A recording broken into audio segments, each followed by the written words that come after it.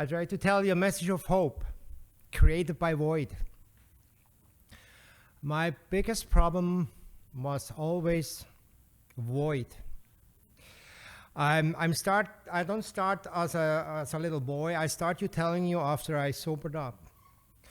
It's been a bit over 11 years.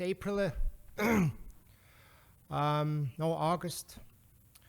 It was in August 11 years ago that I could not stand myself anymore. I was bankrupt on every level, especially mentally, and just exhausted from covering all my fear and my whole life with alcohol just to fit in the society. So by the grace of God, I went to that's another part. That's all in one weekend. I got to one meeting, to my first meeting, from a Friday afternoon, reading in a Subway sandwich restaurant in the Ottawa Sun about stress levels, and there was a little announcement about alcoholism. So I went to that meeting, I went to that seminar in Ottawa, and I was the only one. In a big room, I was the only one attending that seminar. I said, are you still holding that seminar? I said, well, you're important enough, you're one person, right? So for about 45 minutes, he told me all about how I could cope with stress, because I'm running a small landscape company. And for myself, I always felt like I'm stressed. So he told me for 45 minutes, he even gave me homework and all that. And at the end of the session, I asked him about, what about alcoholism? I saw that in that little announcement was about alcoholism. He sat down beside me and asked me if I have a problem with alcohol. I said, I think I do. He was one of the members. He said, Friday, I was reading it in the newspaper. Saturday was the seminar. On Sunday was my first meeting. I was so chicken to go into that meeting. I drove by with my truck and people were sitting on the stairs. So I took another round around the block. The second round, they all started to wave. That was, I pulled right in and I felt welcome. I felt for the first time. And there was a man there who welcomed me more, or especially, I felt like connected to him, and he said, things will change and you will be happy again. I will never forget these words. That was the only thing I could hold on to that. Kept going to the meeting. By the grace of God, I never picked up another drink, but emotional sobriety is far away from that stage. From that point on, for the first time, I experienced void. The year after, I could not land any jobs. I lost confidence. I had not the God, which at that time, or before that, was beer. Beer and wine, they got me over anxiety to deal with all these big shots and with business and all that stuff. But if you take that away, I was so unsure and unsafe and just shake it up, baby. Shook up that I could not do any business anymore. I saw my sponsor at the time and said, there's a huge problem. I'm not confident anymore. I'm nervous.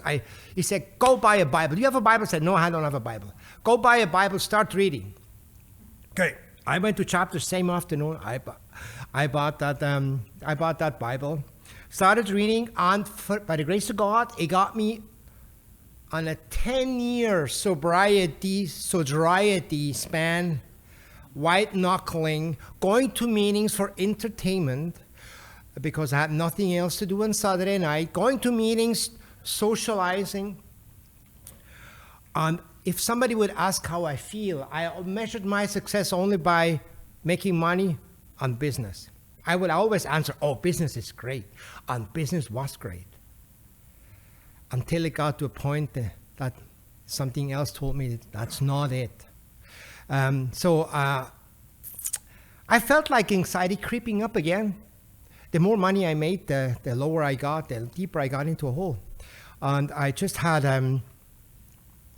I just had a problem with that, seriously, and I felt like that fear is really, really getting strong, and I had not felt that for a long time. So April, a year ago, was in Switzerland. We all thought my mom's dying.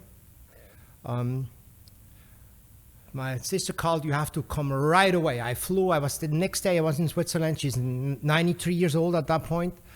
And we gave her the Holy Sacrament. The priest came and everything, the whole family. We said, oh, good, whatever in the past, what we wanted to tell her, say sorry, say thank you, whatever you want to say. 3 weeks later, she started knitting again. So she's still alive. And I just went to see her 2 weeks ago on her birthday, and she is not all there. She had a few strokes, but she's quite happy, I must say, So, but that night when I went there, April a year ago, I was sleeping in my sister's home. I had a panic attack. Something collapsed in me. All these 10 years of just doing business and not feeling God, not being close to God, and just tries to be successful in material ways, caught up to me. And my mom's condition got me so filled me up with fear that I had to do something. And from that point on, anxiety on a high level. I went to a meeting on Cott Street, and there was Johnny. Johnny gave me the message of hope. When he spoke about God, I never heard anybody talk like that. I knew that was my direction. I need that. And Johnny got me into the BBA, and we started working on it. And then John took over, and John finished with me the steps. And what an eye-opener. I asked God April a year ago when I was laying in that bed to remove my fear. I could not stand the fear anymore. God was listening, but it didn't come with an off switch. I had to work for it. And I had to find out why I'm facing fear. What's wrong? And it was another void. I did not have God in my life. I had nothing else to hold on. And I was this summer on a trip out in BC, and I was reducing my medication. I want to wean it off. I have nothing against it, but I believe I can do it with spirituality. So I went half the dose, and a week later I had a kind of panic attack in the bush, just out of freaking nowhere. I just felt a huge sense of fear creeping up. I asked God, I said, God, right now I'm out here in nowhere. You're the only one that can help. As soon as I said that, I felt like John was saying once about holding a hand under someone's shoulder to calm down, like he did with his son one day in a grocery store. I felt that. I felt God put his hand on my shoulder. A warm stream went through my body. And since then, I know that every time I feel something very, very uncomfortable, or I'm in a situation where I only have God, not you guys available, He's always there. Since then, I have that affirmation. It's a wonderful, wonderful feeling to know. My recovery since is,